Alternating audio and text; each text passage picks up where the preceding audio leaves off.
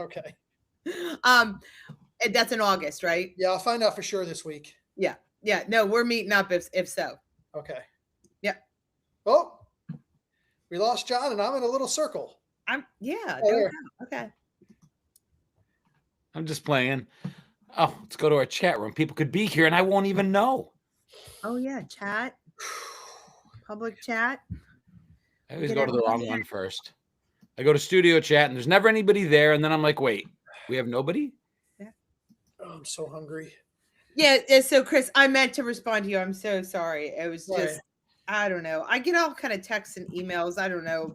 Like John, you probably get about 1,000 million of them. And so I just like, oh, I'll answer that one when I get a chance. What's going on, Marie? How are you, Kevin? Dude, USA, USA. I tried everything I could to avoid everything hockey related, Olympics related. I'm like, I don't want to know. I told my wife, don't tell me anything. I don't want to see. When I get home from Arkansas, I'm just gonna like. And of course, it got spoiled for me. I'm like, oh well, what it is. What's going on, Chris Murray, Jebediah? Hello, Clara. Hello, Kiwi. Hello, Dennis. Hello, Chris Murray's in the house. What's going on, guys? Welcome. You guys are piling in today. Yeah. Very cool. Yeah. It's going to be an awesome show today. Everyone's doing well. Why do when I type, do you guys see me typing in twice? It has me as Gen X, Jono, and John. No. You don't see that? Like where I just wrote? See that, but like I didn't. Everyone, welcome to the ThreeView Mirror. You don't see it in there twice? I do, but like maybe you're logged in twice. Yeah. I don't know. I don't like it. But it is what it is. Yeah, I'm back. So I was in Arkansas. I was at the White River Fan Con. It was fun. I had a good time. Busy. First time in Arkansas. That's my 18th state. As I pile them on, I'm counting now. Nice. To see how many I can pile on. But how many states I've been to? Yeah. Do you know? I would have to think about it. I counted. Chris, have you been to a lot? You've been to a lot. I've been to 42. Look at that. Just like that. Like, because I know the 8 that I haven't been to. So. Where have you not been? Have you been to North Carolina? Dude, I went to college there. You act like I would know this. You know that. How do I know that? I don't know that. I haven't been to Hawaii, Alaska, although Alaska's coming. Hawaii, Alaska, North Dakota, South Dakota. That's 4, right? Maine. That's 5. I've not New Hampshire, Vermont. Been to New Hampshire, been to Vermont. Have not been to Rhode Island. That's 6. What are the others? Utah. I've been to Utah. Omaha, Nebraska. Have not been to Nebraska. That's 7. And there's one more. Which one am I? Let's see if we can guess the one more. You've never been to Wyoming. Kansas. 8. Wyoming. That's it. That's the 8. I can't believe I guessed 2 out of the 8. That's the That 8. is hilarious. Oh. Yep. All right.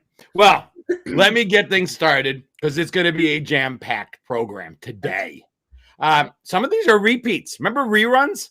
I wanted to redo a couple episodes because they were 2 episodes that I really enjoyed, and just want a different take on them both. So I think this will be fun. I think these are pretty big, broad topics. Love, hate, whatever. It'll be emotional and fun. And everybody, I was in junior high SSS hole. Well, we're going to talk about high school SSS holes, but we'll get to that. First and foremost, welcome to the ThreeView Mirror. A look back as we move forward. Think about it. A rear view mirror is that thing that we look into as we're driving ahead, full speed ahead, right? To see where we've been, to see what's behind us. And I don't think we explain the name of our show often enough, but when Shell came up with the show, or at least the concept, and I think we all kind of wrapped into the name, we wanted to make sure that we didn't just talk about the past, right? We're talking about the past within the context of today. So the ThreeView Mirror is basically us moving forward full steam ahead as we're looking back to see where we've been. In 3, well, there's 3 of us. There's 3 topics every single week, and we focus on 3 primary decades that we grew up in that are arguably the biggest pop culture decades, history of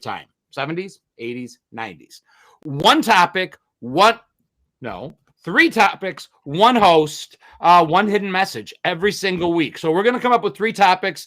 You're going to try to guess what that message is, what that hidden connection is. My name is John Catrides, and I happen to be the host this week.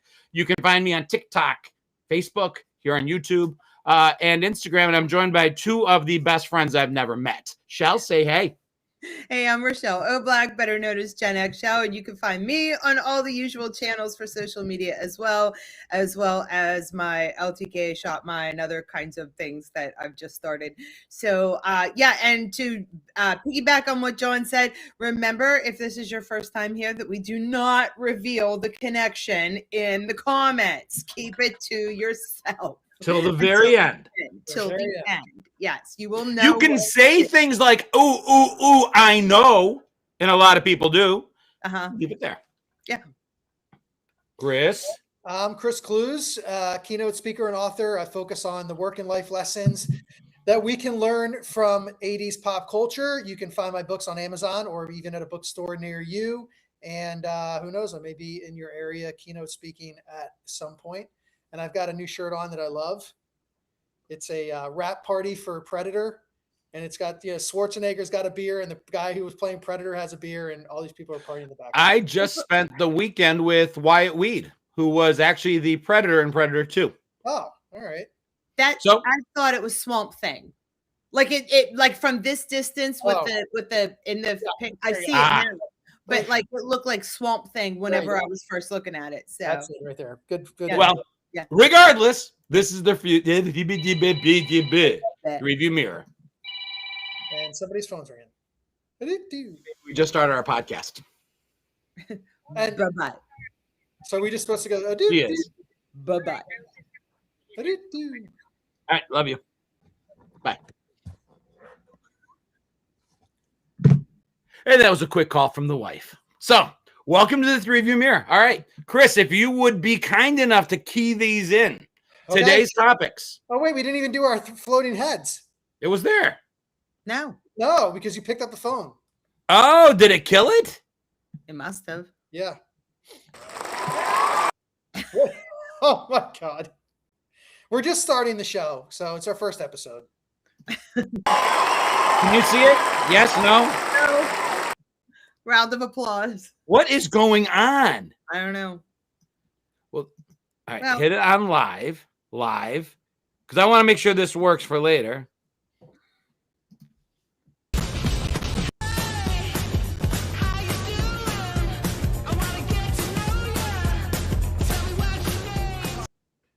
How's that? It was cut short. It worked. All right, as long as people saw it, that's what's important for later. All right, ready? The topics today. Number 1, 41 years old this month, The Breakfast Club. Okay. Number 2. Oh, Chris is typing. Seinfeld. And number 3, Internal Affairs. So here's the way it's going to work, though. Breakfast Club, pretty broad. We've talked about it a lot. I want to focus on the characters and the characterization of each of the characters today. We talked about John Hughes. We've talked about like the backdrop and the small budget and the $2, the 2 days it took him to write it. Really want to focus on breaking down the characters today, because Breakfast Club is such a big topic that when we do it, we're kind of all over the place. Today, it's going to be breaking down the characters of the Breakfast Club. Seinfeld, your favorite guest stars. I could not believe when I started digging into it how many pre-fame and post-fame guest stars Seinfeld had. And finally, Richard Gere, Andy Garcia, Internal Affairs, but broader than that, the psychological thrillers that went nuts in the 90s. Okay, that's good. That's even better. Okay, as long as you're adding on the psychological thrillers for on the Internal Affairs. Because Internal Affairs is a great example of it, and it's the one that ties into my topic.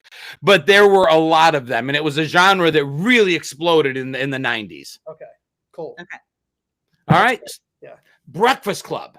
Dude, I just rewatched it, and I watched it, passively watching it when it's just on and you catch it maybe 20 minutes in. And so you're like, oh, it's the Breakfast Club, and you watch it all the way through. I really, really focused and watched it this past weekend. And I couldn't believe, first of all, I was shocked at the acting. Yeah, there were some goofy moments. Ellie Sheedy as Allison was absolutely incredible. Emilio Estevez, when he's talking about the pressure on him and almost brought to tears, that monologue he does in the library is incredible. When Brian talks to him and says, are we going to be friends on Monday? And Molly Ringwald's character Claire says, you know what? No, probably not. We've talked about Breakfast Club. I don't know that we dug in that deeply. It impacted me. I literally felt it. I was Brian. I was doing things with some of the most popular kids. For me, that would have been middle school when I was dorky as hell. And I walked up to them stupidly on Monday morning thinking I've got new friends, and I didn't. Mm. That movie, I mean, you're laughing, Chris?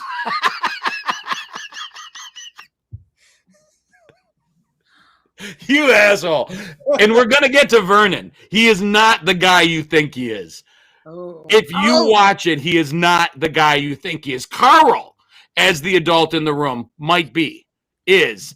Vernon shocked me. The scene when he has Bender in that back room and begging him to hit him. The venom, the vitriol, the vileness, the disdain for that kid. And I know the kid put him through a lot, but he's the adult in the room. He's an asshole. So go ahead. Talk about the characters. For those of you, little background here, why Chris is being like, and John's is because this was probably a year and a half ago. We had this huge discussion about Principal Vernon and whether he was actually a hero or a zero in the movie. And John's argument is that he was a zero and Chris is he was a hero.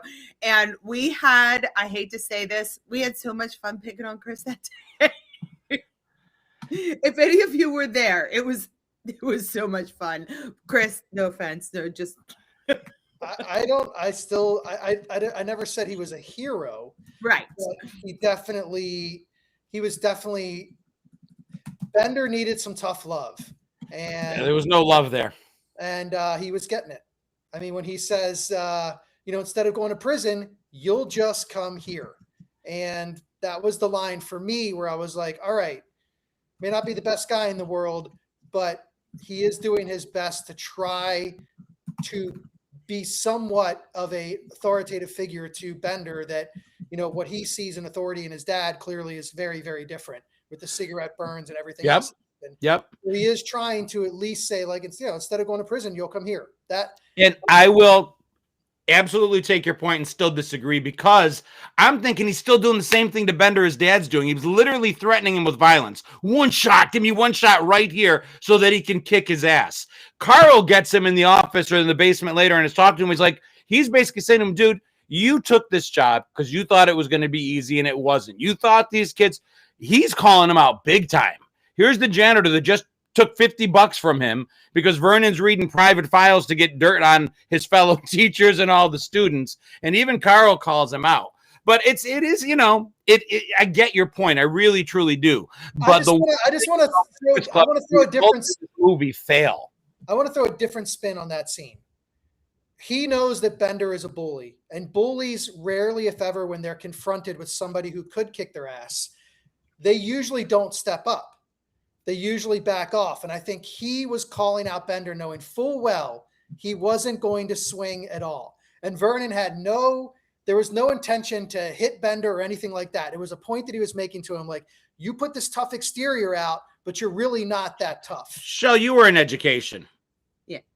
And I was an English education major. I did my student teaching, realized it wasn't something I was cut out for. As a teacher, I have no excuses for you can never take that side as the educator.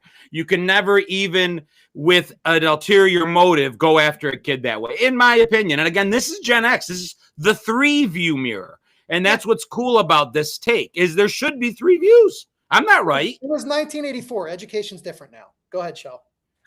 No, in education, I was a teacher for 12 years. And when I saw a kid like that, my personal take, I am a female now, so I wouldn't have had that same exchange with a boy in the classroom with that. But I did meet a lot of those tough exterior type of kids. I taught Earth and Space Science.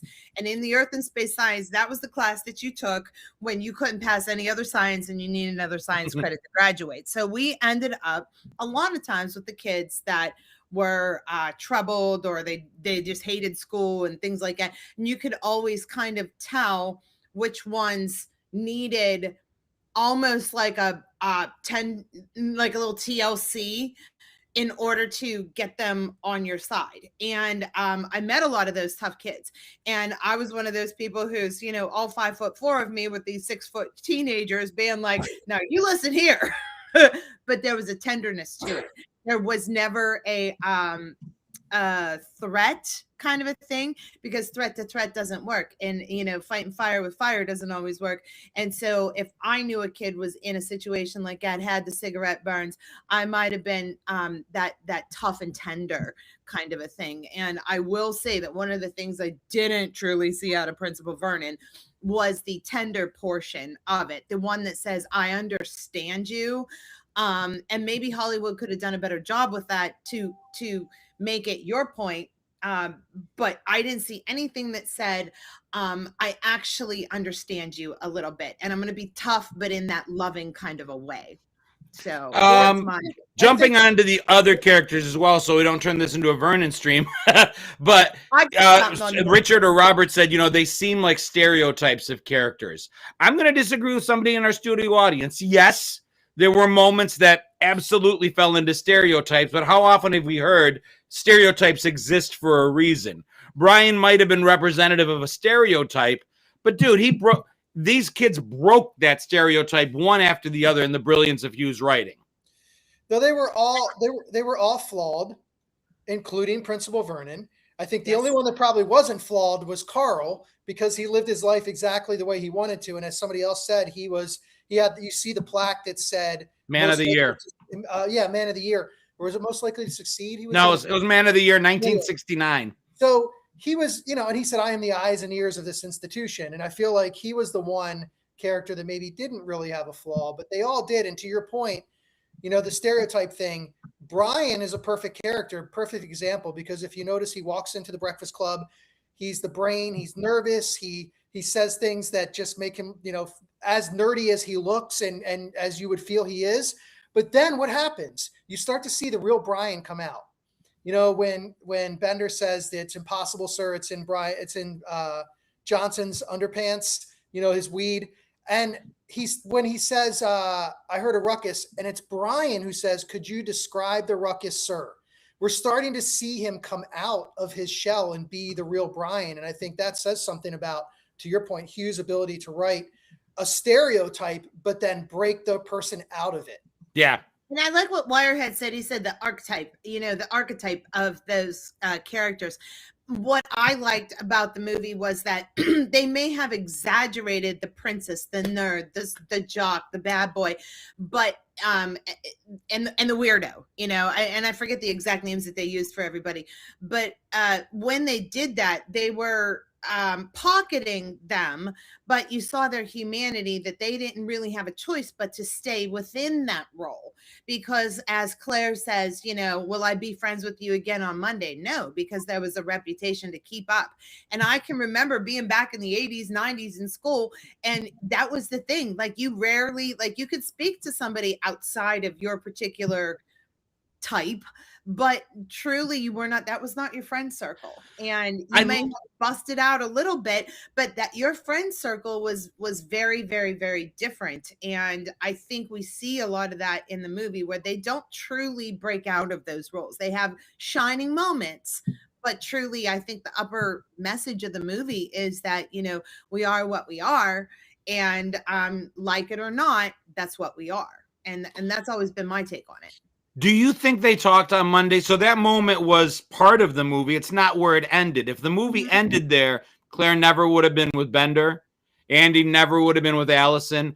I like to think that there might have been a shift. Maybe not a fundamental shift. I'm not saying they're best friends. And I'm not saying that by Thursday they didn't fall back to type. But I'm thinking Monday might have been a better day. I picture them walking down the hall on a Monday, giving a half smile on and then sort of moving on, and everybody knowingly goes back to their comfort zone where they're happy, and that's where they stay. And they know that they made a friend, but that in the high school clique culture, they were always going to stay there. And I don't think they would have done anything but glance at each other in the hallways, giving a knowing look, but then moved on with their lives. And I think that's what part of the tragedy almost of this entire story. I love that. I think it's not so much that they hang out with each other, is that they kind of discovered something different about themselves individually. So Brian realizes, yeah, he's very smart, but he can also be a bit of a rebel. Bender realizes that maybe there is somebody out there who would actually love me or care about me. Allison, I hope that Allison goes back to the goth that she was, because she was much cooler. I thought she was much better as the goth than she was at the end. Claire maybe gets a little bit of an epiphany on how she treats people. And the same goes for Andrew. When they go through the whole bullying thing, and he realizes that that was one of Brian's really good friends that they did that to. And maybe they each find something about themselves internally, and not necessarily they hang out with each other more than they did before, but internally they have a little bit of a change in who they are because they got it from each other. And it was because they're rule breakers. Remember, Bender said, or Vernon said, you will not get up from the chairs, you will not talk to each other, and you write an essay on who you think you are. Well, they got up from the chairs and they talked to each other, and it was to the benefit of all of them that they did. And I think that's what they get out of it. And I think the movie actually goes beyond the page a lot too, as a direct foreshadowing of, yes, this may be high school. Clearly, these were more like junior seniors. I forget what they actually were, but I think it's a foreshadowing of the eventual character changes that go on within people post high school, because you all know that after we got out of high school, you abandon a lot of those archetypes. You didn't any longer, or you were happy to be in that archetype, whereas it was always a struggle when you were in high school. You were struggling because you were the bad kid, the weird kid, the nerdy kid. And once you get out of high school, all of that changes. So I think Hughes was foreshadowing the future, that this is the beginning of the cracks in the ice that will eventually make the good humans that mostly come out of those types of lockdown experiences. The other jumping on you again, Chris, your point, I agreed. I remember thinking, wow, the whole Allison change thing, I don't know how I feel about it. I was anticipating that change when I watched this time and looked really closely. Number one, it's evident that Andy actually kind of notices Allison before that moment and tries throughout the movie to get to know her. And I thought he called her pretty at the end, and that always bothered me because she was pretty before then. He doesn't. What he says is, I can see you, because she's no longer hiding behind all that. Mm-hmm. And to your point, I like the edgy Allison, and I definitely think that, but somewhere in the middle, I think, is real Allison. And I got Hughes's point on that, and I never have before. So it's really cool that 40 years later, I can watch the movie and be like, okay, I didn't get that. He said, I can see you. And I'm like, I can take. I will say one other thing really quickly that shocked me. Watching it as intently as I did, I thought I would feel like an adult watching this movie now. Like, here's a bunch of kids and I'm an adult. I didn't. Yeah. I didn't. I still felt everything like a 15-year-old kid. I can't explain that enough. Robert, you keep mentioning that you like that. I get that some people think this movie's overrated. That's okay. The way it made me feel, I absolutely cannot overrate this movie enough. It brought me back to being 15.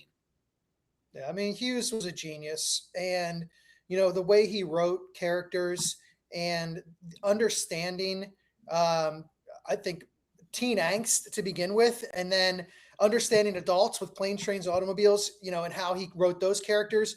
He was a legitimate genius when it comes to filmmaking. And as a writer, if nothing else, as a writer, he was a genius. And I think, with The Breakfast Club, there's so many complexities to it, but it's also so simple. And to this day, I'm still shocked that somebody has not taken it to Broadway. I still don't understand. Maybe the Hughes estate is protecting it. And if it is, good for them, because I think some things need to be protected, and maybe The Breakfast Club does. But I am still surprised it hasn't ended up on Broadway, considering it's like one room for the most part. Yeah. Well, I was hesitant to bring it up again as a topic, but here we are going over again and talking about things we didn't talk about before. So I think the lesson is, if Breakfast Club comes up somewhere down the road, we'll probably be able to say new things about it. And that's okay. Yeah. Speaking of things we've talked about before, unless you guys have anything on last call on Breakfast Club for this episode. All right. Seinfeld. Again, people talk about, and there's a connection here. One small connection going from Breakfast Club to Seinfeld is that people call Seinfeld overrated. They either love it or hate it. Some people get and appreciate the humor in the writing. Others are like, I don't get it. I don't get what the big deal was.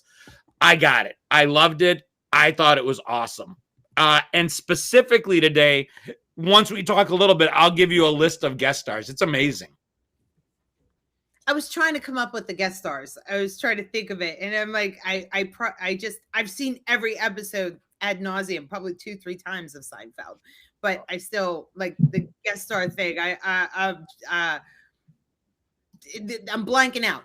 So Courtney Cox, Bryan Cranston, Jon Favreau, Deborah Messing, Terry Hatcher, Sarah Silverman, Jeremy Piven, Patrick Warburton, Janet Leaves, Marissa Tomei, George Wendt, the kid from the Wonder Years. So who was it that sang "Wind Beneath My Wings"?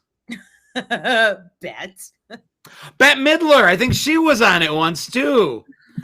Who was the mother with the blonde? You know. I can't think of her name from the nighttime soap operas. From the nighttime soap operas. Morgan Fairchild? That was Friends. Oh, Friends. I'm thinking Friends. Okay, never mind. I was thinking, the mom, the whatever. Yeah, I was thinking Friends. It was just incredible how many people wanted to be a part of pop culture moments. So they created these tiny little scenes, Courtney Cox being the girlfriend, a lot of comedians jumping on board. It was like a comics haven. And I think that was it. Here we go. Kevin says, I knew it was a Beaches connection. Did you say Bryan Cranston? I did. Okay. He was the dentist. Yeah. Oh, yeah. I remember that. Sometimes when you say something, anti-dentite. He was an anti-dentite. Anti-dentite. No soup for you.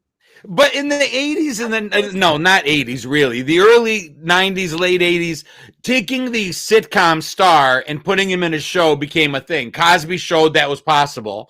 And then they did it to Seinfeld, and they did it to Tim Allen, and they did it to Ray Barone, Ray Romano. You know, it was a thing. They did it with Ellen, one after the other, after the other, after the other. It's like, all right, what other comic out there can we do it to? And it worked almost every time. Drew Carey. Yeah. It was definitely a trope, as you like to say.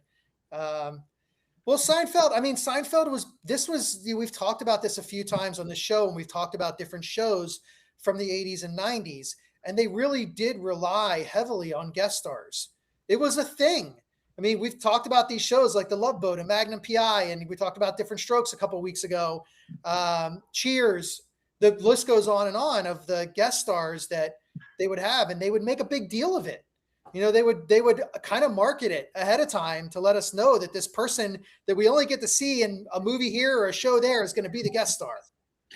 And Seinfeld did it backwards. They didn't market it. You never said, coming up on Seinfeld this week is Terry Hatcher saying they're real and they're fabulous. They came in, they did their thing, they walked out. It was barely a mention of it. It was a cool moment in time. You can hate Seinfeld all you want. You can't diminish just what a cool moment in time it was. And again, the archetypes of the characters.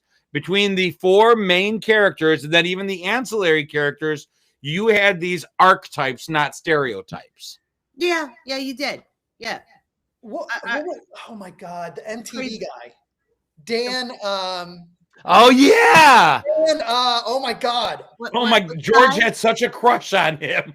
George had a crush on him. Yeah, he wanted to be like him. He's like, what was the character's name? He's like, oh, don't do it, because he's like, go away, George. Go away, George. Dan Cortese. What was his character's name? Oh God. Go away, George. George was crushed. That's one of my favorite episodes. I have not thought about that episode. I'd forgotten that George wearing the backwards hat with like three. Tony, it was Tony. He's like, oh, Tony, don't do it, Tony, please. Tony. Go away, George. Oh my God. Step off. No, it wasn't go away, George. It was step off. Oh, that's right. Step His off. catchphrase was step off. Step off, George. Step off, George. Step off, George. Sorry, I was just trying to look up. I was trying to look up. Then you start to remember other people, like you were talking about. George with the toe. Remember when he couldn't date this beautiful girl because of the toe? I was thinking, I wonder if that was somebody famous, like maybe before they were famous. So I was trying to look that up. When he looked at her weird, wiggly other toe. Now, Ann Mira would have been on somebody else. That was the one with King of Queens. Kevin James. Ann Mira. Somebody asked about a specific person. Leah Remini. Was she on there? Leah Remini, probably. I don't know. She popped up on a couple things. She popped over with Raymond. I think that was afterwards. Kevin says Seinfeld had some of the greatest quotable scenes, but as a whole, it was a mess. It's amazing how many people love to hate on Seinfeld. You'd think it wasn't a hit. There's no way so many people could have hated it, and yet it still was absolutely must-see TV on the cover of TV Guide, on the cover of Rolling Stone. Screw all you haters. It was huge. We did that episode the one time where we were talking about the isms that came from Seinfeld, like, no soup for you, or the chocolate babka, Poppy peed on the couch. There are still some things that mulligatawny, like we still say today, shrinkage, yes, I'm out. Like we still say some of those things. Well, us Gen Xers do anyway, today, because it had such an effect on us. I also can't believe that both Walter White and Saul Goodman were both guest stars on Seinfeld. Bryan Cranston and Bob Odenkirk were both guest stars on Seinfeld. Yep. And then to think 20 years later, they end up on one of the best shows in the history of television. See, and I haven't seen that show, so when you used their character names, I had no idea who they were. Oh, okay. No! I tried. I could not tolerate either of those shows. I got something to say. I'm out. Yeah. No, Breaking Bad, I tried. My wife and I tried. We didn't like it at all. Oh, no. 2 episodes, I quit. Nope. Somebody mentioned you could be wrong, John. He might have been wrong about Vernon, but you're wrong about this. I know, but that's the point, right? Like, some people don't like Seinfeld. They're not wrong for not liking it, but it still is a huge success. Tony Randall 79 actually makes a really good point here about back then you were given time to find your way for the show. Because I'll be honest, when you go back and watch Seinfeld, the first season was terrible. Mm-hmm. Like they weren't. There was no chemistry. Kramer wasn't Kramer yet. It felt very forced. The humor didn't seem to be there. And then you get about halfway into the second season, and man, for me anyway, it just hit. But his point is really valid. Like, they gave them time to get the chemistry going. There are very few shows that they had the chemistry from episode 1. I feel Friends was the same way. Well, Friends, no, but their chemistry, if you watch the first episode. I felt it forced. They were such new actors, some of them. I think Friends needed to find its voice too, the same way for me. But the point you make and that he made is they gave him time. They gave him time. Yeah. Now, the benefit Friends had is Seinfeld was so huge, whether it was Wings, Mad About You, it didn't matter what you put into that Thursday night coveted spot in the lineup, it got its chance. They didn't all succeed, but they got their chance. A dingo ate your baby. And I liked that they were horrible people. Yeah. I liked that they were 4 completely egocentric, awful people. They were for me, not having grown up in a big city kind of thing, they typified what I would have pictured a New Yorker to be. Yeah. A little bit rude, a little bit, that's how I pictured it. Yeah, they really, I mean, when they hit their stride, it just felt like everything was so smooth and easy. And I'm sure there was a lot of ad-libbing. I'd imagine there was a lot of ad-lib where they had an outline of a script and then they just kind of went for it. I mean, there was the one where the one that I keep laughing about is when George gets the bald cream from China. And Kramer's trying to videotape it because he wants to see it grow. And then he, of course, got the toupee that Elaine hates. She's like, I hate this thing. And this is what I'm going to do with it. This is what I'm going to do with it. We just told somebody. I remember George was an importer exporter. When somebody has a really full wallet, I have a friend that carries this super full wallet. And I'm like, you got a Costanza sitting right there, and he knew exactly what I was talking about. Right. The Costanza. I just cleared mine out, and it's still big. I have a Costanza wallet. I had 4 favorite characters in Seinfeld. There are moments where I'm like, without George, this show is nothing. George is the funny, getting caught, sitting next to his mother in the hospital, watching whatever's going on the other side of that curtain. The best. Elaine, the best. If anything, Jerry was probably my least favorite character if I had to pick one. And he was okay with it. He was a straight guy.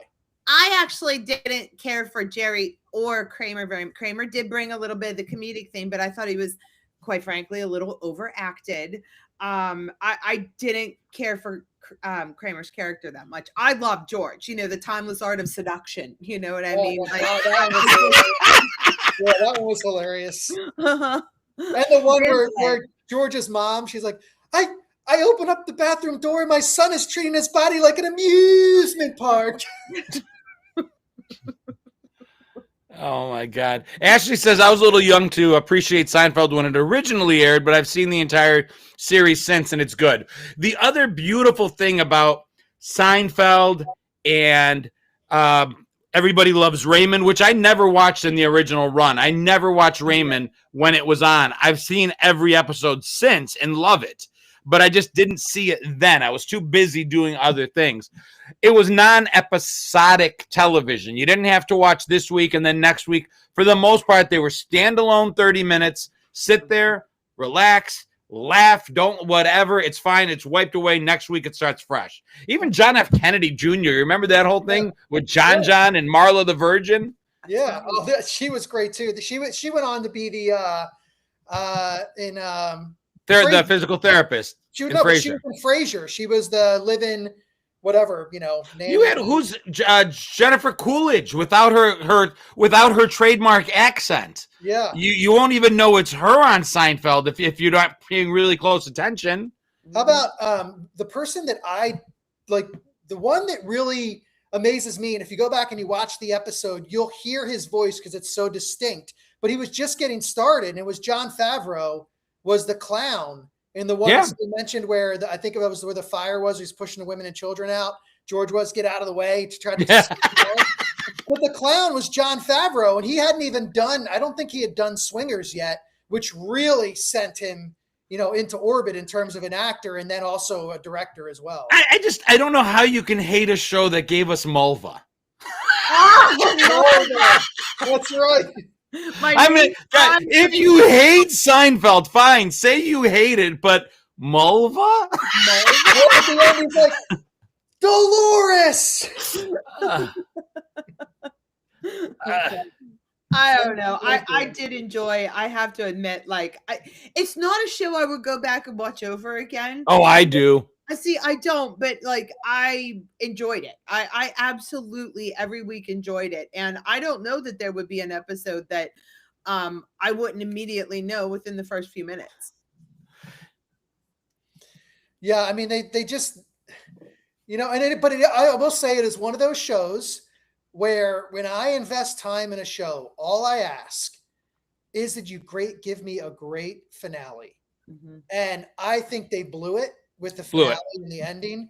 Yeah. Whereas a show like Friends just wrapped it up in a nice bow. Yep. And I thought they did a great job with the final 2 episodes. They blew it.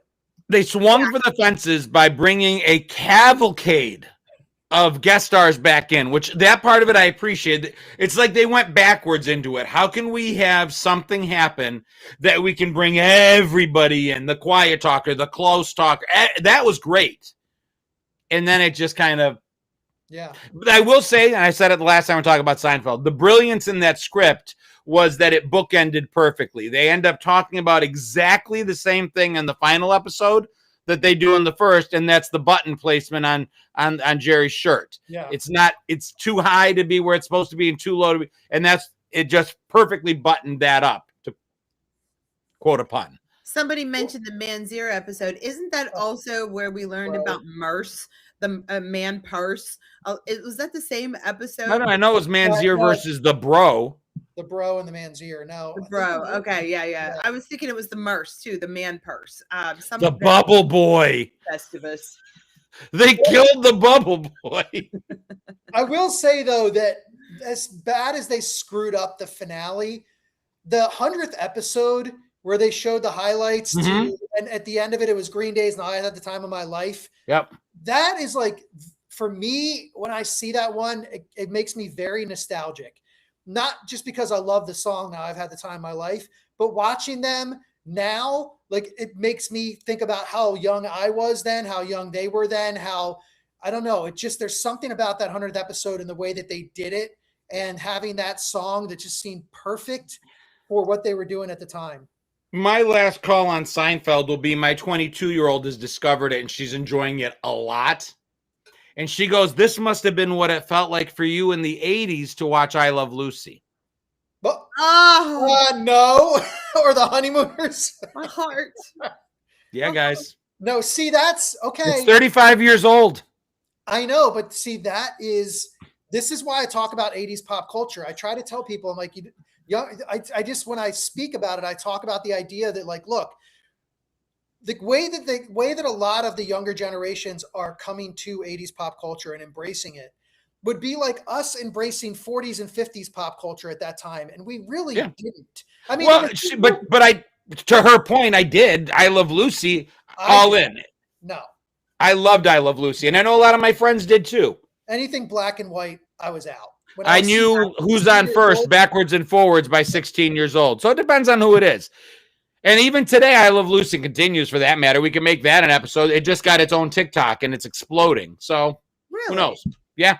Anything black and white, I was out when I was a teenager. Abbott and Costello was my favorite. Well, okay. Abbott and Costello aside. Yeah. Yes. Little Rascals, I loved in black and white. Flipper, I loved in black and white. Every UHF channel, Gilligan's Island original episodes, black and white. It didn't bother me. Plus, the TV in my room growing up was black and white. So it didn't matter. All right. You had a TV in your room? 19-inch Emerson when I turned 17. I bought it myself. Little rabbit ears. It's not like it had cable or anything. Okay, I was going to say, brag a little. The last call on Seinfeld? I just think it goes down in history as one of the great sitcoms. And again, I know some people... And made a lot of other ones possible. If you hated Seinfeld, I promise you loved something Seinfeld made possible. You don't get Everybody Loves Raymond without Seinfeld. You probably don't get Seinfeld without The Cosby Show. It proved that comedians that aren't actors could have a corner, and it turned into a huge corner. Yeah. Internal Affairs. Did you remember it? Richard Gere, Andy Garcia. I wasn't sure you might. Richard Gere plays against type and plays a chillingly evil cop.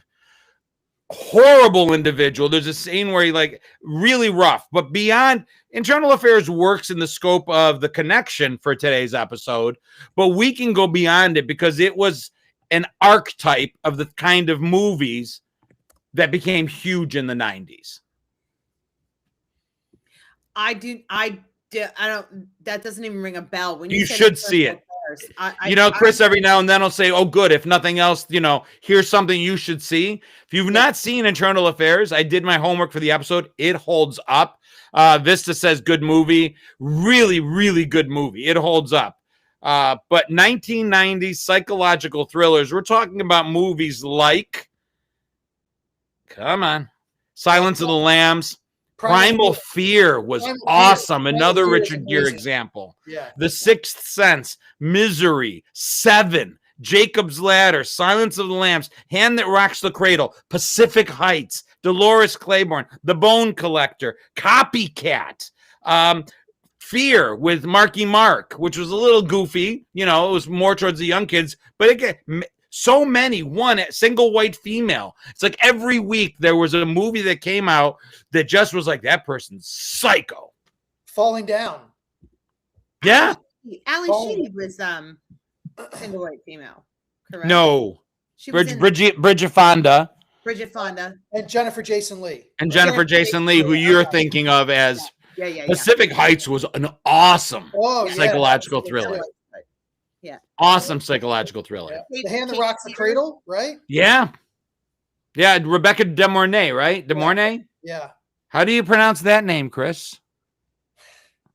I'll just say Rebecca. De Mornay. Rebecca D. Rebecca D. How about that? Sleeping with the Enemy, The Good Son, Presumed Innocent, Cape Fear. Cape Did you Fear. see Cape Fear? You didn't like Cape Fear? Oh, I liked it. Loved it. Would you consider Heat? I might. I hadn't seen it. That's more of a heist movie. You haven't seen Heat? Mm-mm. Yeah, Heat was good. But I don't know if I'd call it a psychological thriller. Yeah, it's more of a heist movie. Yeah. Yeah. I mean, the whole idea of the psychological thrillers is you put yourself in your place. Hey, Jamal, what's going on? And first of all, it's always that moment where you're like, why is the protagonist, why is the main character, why is the good guy such a moron? Like Pacific Heights, a great example. Michael Keaton, man, he had Quicksilver dude, whatever his name was, Matthew Modine, one wrong move after another. You're just like, stop. How about I got two for you that I think are really good. One that you may have seen and one that a lot of people haven't, that has our dude from The Breakfast Club, Judd Nelson, in it. One is going to be Bad Influence. James Spader. Yeah, I've seen it. Yeah, good psychological thriller. Good. The other one, if you like serial killer movies, if you like The Silence of the Lambs, stuff like that, there was a serial killer movie called Relentless, and Judd Nelson played the killer. And it came out in, I think, 1990. And he was really, really good. Like, I thought at that point, okay, the guy's got some range here. Something's going to happen with him. He's going to really go. And it just never really happened. But, yeah, Relentless with Judd Nelson is really good. And they were such a good opportunity. These movies provided an opportunity for Richard Gere. You know, here's the prostitute savior coming along and playing against type. The Good Son, Macaulay Culkin playing against type. You had to imagine as actors in the 90s, Judd being like, I want a chance. I want to play the psycho no one's expecting. And there would be like Primal Fear did it perfectly, where sometimes there's just this turn that all of a sudden there's this moment in these 90s psychological thrillers that you're like, oh my God. I see what just happened? Yeah. What just happened? Seven and The Sixth Sense, I think, were absolute top notch, where I had no idea what was coming in either one of those. Love those. Somebody mentioned 24-hour photo. Was that the one with Robin Williams? That was 1 hour photo. I think 1 hour photo. Somebody that was Robin Williams. Yeah. But that was that goes with Dawn's thing about the Robin Williams is our funny guy, and then he ends up in this, like, he didn't end up being the killer, but he just a photo guy, you know what I mean? But a very, very dark role comparative to what we had known him for. So I definitely can see that. Marky Mark, like you said, in the Fear. Yeah. Very different role than what we knew Marky Mark for. So I like that they were jumping over into something new. Well, and like people are bringing up and questioning, Viscelight says backdraft, the idea of the psychological thriller is there's thrillers and there's horror movies. Psychological thriller was something that took off in the 90s as a genre. Chris, how would you describe a psychological, like what makes it different? I'm kind of at a loss for words. It has that turn, right? There's usually one character that we're following, and sometimes we know right out front, like Misery. You could call that a horror movie, but it is more of a psychological thriller because you're going through this psychological event with James Caan. Yeah, and she's a killer, but we're going through this with him in the same way that I would say like Usual Suspects is a psychological thriller. It's a great one because Kaiser Sose, if you haven't seen it, I won't blow it for you. But the guy who is the guy behind the guy that's kind of pulling all the strings, all of a sudden surprises you at the end with who it is. And you're kind of going on this, it psychologically messes with you because it messes with your head that you weren't expecting. And it messes with the character's head who's also shocked by what just happened. Yes. So yeah, and Silence of the Lambs, because you're on that journey with Hannibal. You don't know what is he putting her in the right direction, the wrong direction. What is his psychological intent? He had a motive the entire movie. He knew what he was doing and why. We didn't until the end. It's just we had a new one busting out at the theaters every single week. And it occurred to me when I was putting these topics together that 80s had their movie thing, and I didn't realize that the 90s had their movie thing, and this was part of that. You know, the other piece of psychological thrillers is they can do that, but they also, it's almost like Single White Female is a great example of the drip, drip, drip, drip. And you're just slowly like getting more and more on the edge of your seat because you're like, this is going to end really, really badly. And you're going through it with the person at the same time. So I think the drip, drip, drip is what makes it a psychological thriller, not the, Yeah. What's in the box? What's in the box? And he didn't know what was in the box. No, they actually said that like they put a life-like thing of Gwyneth Paltrow in there, and he actually, that was real acting, real when he had seen that. Yep. Yeah, there's actually a behind the scenes footage of that. Of him with the box laughing with her head in it. Like, yeah, that's awful. Yeah. I will tell you, I think Primal Fear is one that if you guys haven't seen it, I mean, there's a turn in that when you're just like, wow. I think I'm a fairly intelligent person. I think a lot of us like to think we're kind of tough to fool. We watch a lot of movies. I love it when I'm like, they got me. Sixth Sense got me. Primal Fear got me. Or what's almost better than that is in that last second, you're like, oh my God, I know. And and you're like, I got it right before they tell me I got it. 12 Monkeys. Someone just mentioned 12 Monkeys. That would be a good psychological thriller there. Fatal Attraction. Yeah. Oh, that's one. The fact that any Gen Xer growing up watching Fatal Attraction will cheat on his wife blows my mind. What? Hey, Dan, she says. Will not be ignored, Dan. You can just feel it on your chest. There's no getting out of this. Yeah. Sliver.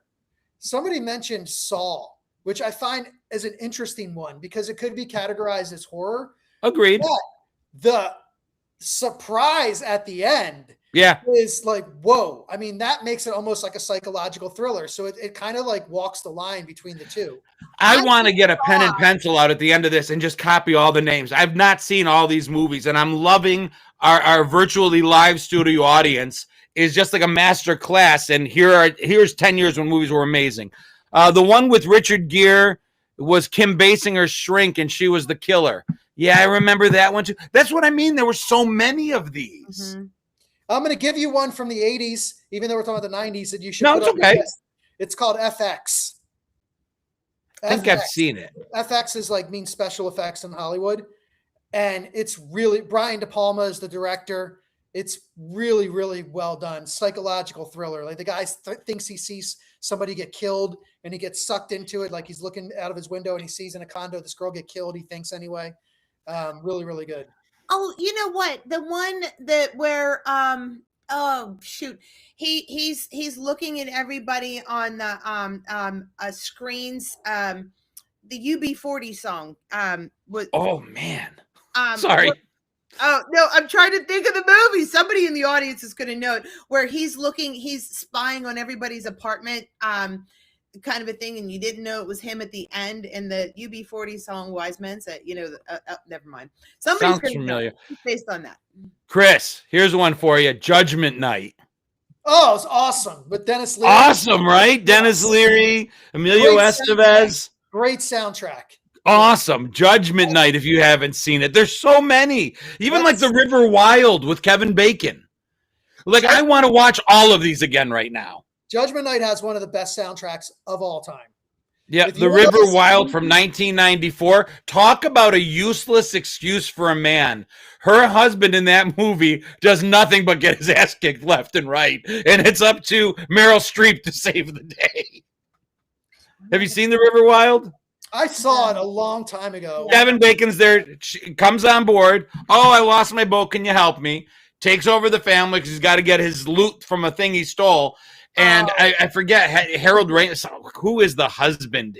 Useless. And it just goes against the whole let the man save you thing because he was saving nobody. The husband was David Stratton. Means nothing to me. Okay, anyway. when you were describing a psychological thriller, I think a hard line between a psychological and when Chris brought up Saw, I think Saw 1 was an absolutely amazing psychological thriller. You did not know that was, it was a little bloody at the end, but the whole time through it was a psychological thriller. After that, they became horror movies. They became torture kill movies. I think a psychological thriller is one where it is horrifying without the horror. And I think, horrifying that you realize that this person was the killer, that this person was in on it all along, whatever it may be. Because I think Saw, it makes a good distinction there. So you reminded me again, like, I know we don't want to stay in the 90s, but I don't want to say it's okay. Again, it's for the connection, but where the conversation goes, it's up to you guys. If you want a more modern psychological thriller that I think defines it, it's the original The Strangers. The Strangers that came out in like 2009, because the entire movie is the two guys, the one guy and the two girls who are just terrifying the couple that's stuck in the cabin.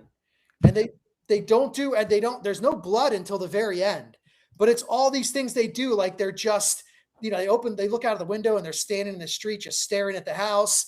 They write in like the dew on the back of the door. They come inside and they turn music on and then leave. It's just stuff like that really messes with you. And then of course the greatest is like, what's that?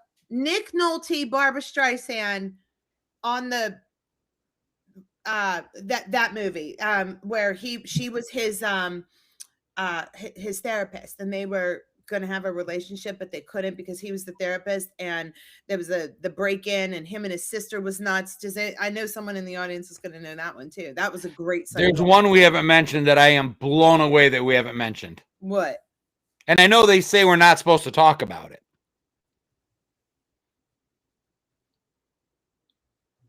Fight Club. Oh, yeah, you don't talk about Fight Club. Yeah. Fight Club was an amazing psychological thriller. Again, all the way to the end. I have no clue. Boom, and it just hits you in the face. I'm like, how did I not see it? How did, now the downside is these are tough to watch a second time if in sequence. Like, it's got to be some time. You need a moment to go through that for a lot of these because it loses that turn when you know ahead of time. But yeah, this is Fight Club. This is absolutely a show. I mean, there are so many movies coming. Flatliners, absolutely. A little weird. Prince of Tides was the name of the movie I was thinking of. If you haven't seen that one, put that on your list. That was an amazing. Okay. Yeah. So many. And the 90s owned this genre of movies. I had a feeling it was going to be like, oh, that sounds like a good movie. I never saw that movie, John. We can't. So I wanted to make sure we could broaden out. Talented Mr. Ripley's another good one if you haven't seen it. Psychologically, you're like, that one is like, okay, wow, I didn't see that. The Game. Shutter Never Island. Saw that one. Oh, that's good. Leonardo DiCaprio. Yeah, that's a really good one. I don't know when that came out. I want to say that was more like 2000s. So we definitely went late. Speed, thriller. Speed, more of a thriller, right? Because there's no psychological turn. Yeah. Dennis Hopper's character has some motivations, I guess, but and that's the distinction. Awesome thriller, it kept you on the edge of your seat, but it didn't do that thing that just makes you talk about it in the office the next day, talk about it at school the next day. Did you see this? Did you know? Did it catch you? So that's the difference. Where she did the infinity symbol and he buried her alive, and that was she wrote it on the windshield. He buried people. Not Keanu. Speed? No. I'm like, somebody got buried alive in Speed? No. I remember the woman that tried to get off the bus that shouldn't have. No, there's somebody in the audience again. They're going to know it where he buried her alive. And she, whatever. Sleeping with the Enemy. And they all did it. All of Hollywood got involved. Whether Julia Roberts, Richard Gere, Macaulay Culkin, going against type and being a little bastard. It was a thing. So I hope you guys enjoyed the topics. I could tell at the beginning, it was kind of like, especially with this one, where I think it worked. What lies beneath. The That's a good Vanishing was the one I was talking about. Excellent movie. So we talked about The Breakfast Club. We talked about Seinfeld. And we talked specifically, well, I mentioned specifically Internal Affairs, which was a Richard Gere movie that was a great example of 90s psychological thrillers. What do you all think? I got it. Yeah? Yeah, I'm not going to say it. I'm going to write it down just like John does. Okay. So I can prove it. Did you have to look it up to get the last No. one? Because I wouldn't have thought you would know it if you hadn't I seen had it. it from the first two, and then I figured the third one. But Gotcha. Yeah. Shall, anything from you? Mm-mm. Now, Bette Midler was in Seinfeld. I've heard she loved The Breakfast Club. And Beaches was an amazing 90s psychological thriller. Well, I was thinking, no, never mind. Kristen says Ed Norton. Love Ed Norton. Primal Fear. If you haven't seen it, I'm jealous of you. Yeah. I'd love to see that movie again for the first time. Yeah. No idea from Ernestine. Nothing from Wirehead. Wenjo saying no clue. Well, good. This will be fun. I mean, I'm trying to rack my brain. It's okay. So I gave you a couple clues. Talked about characters and the actual specific characters in The Breakfast Club. We talked about actors that guest starred on Seinfeld. And then we talked about Internal Affairs being the specific movie we needed for this connection to work. Do you guys want to see the reveal? Sure, because I've got it right here. I won't share it, but I know you hold it, and let's take a look at this little clip. Ready? Yep. I'm John Kapelos, and I'm today's hidden connection on ThreeView Mirror. I look through your letters, look through your lockers. I listen to your conversations. You don't know that, but I do. I am the eyes and ears of this institution. Looks like you got yourself a little cold there, huh, fella? I don't think so. Me neither. I want you to kill my mother and father. Watch it, listen to it, whatever, but that's me. Love it. Love it. I love Let's see it.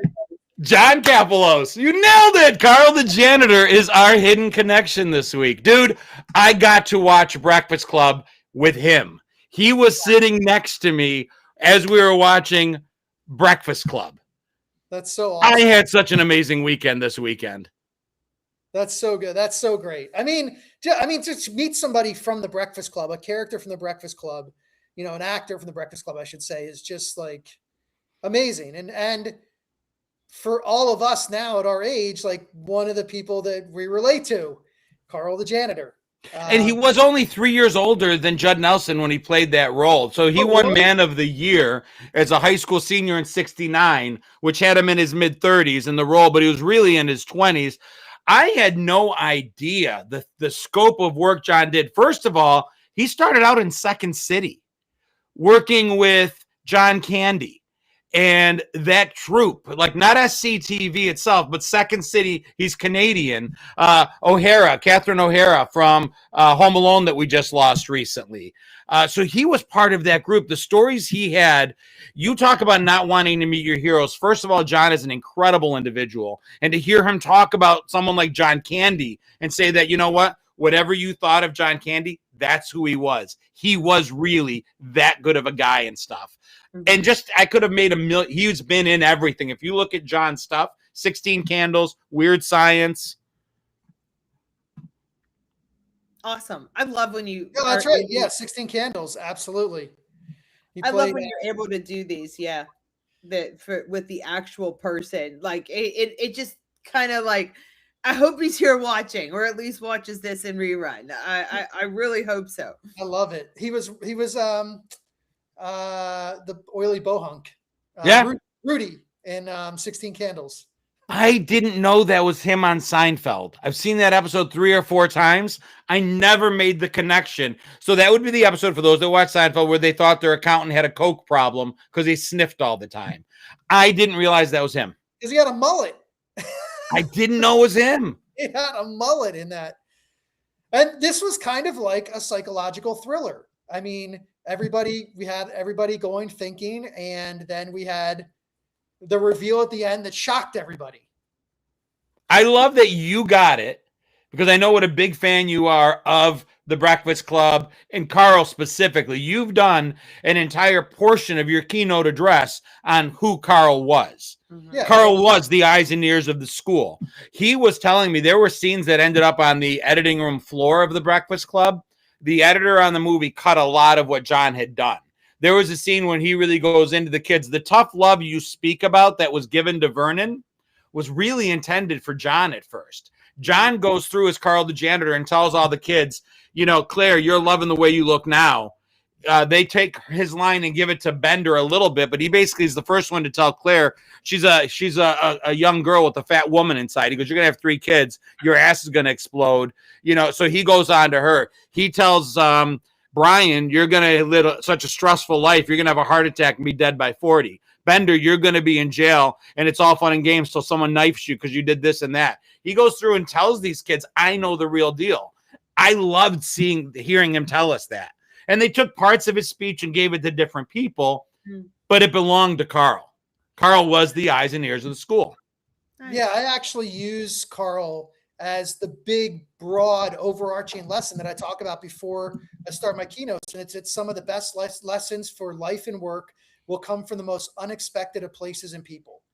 And Carl the janitor is one of those people. 80s pop culture is one of those places. But I talk about that. I say to keep your eyes and ears open, regardless of the group of people you're around, because it's not always the person with the most experience, the best education, the biggest title, who's going to teach you the most valuable lessons for life and work. Oftentimes, it's not those people at all. And Carl the janitor was the one in The Breakfast Club about the eyes and ears of the institution. Just that little scene right there, they were learning more from him in that little scene than they did anybody else. Mm-hmm. That's awesome. Yeah, I love it. I never caught until I was sitting with him that there's a little piece where he speaks to Brian specifically. Hey, Brian, like the janitor and Brian have a relationship. Yeah. You know, and Brian for being like, hey, are you going to talk to me on Monday? So Brian pulls out the other kids and says, are you going to ignore me? Are you going to be ashamed that we have a relation come Monday?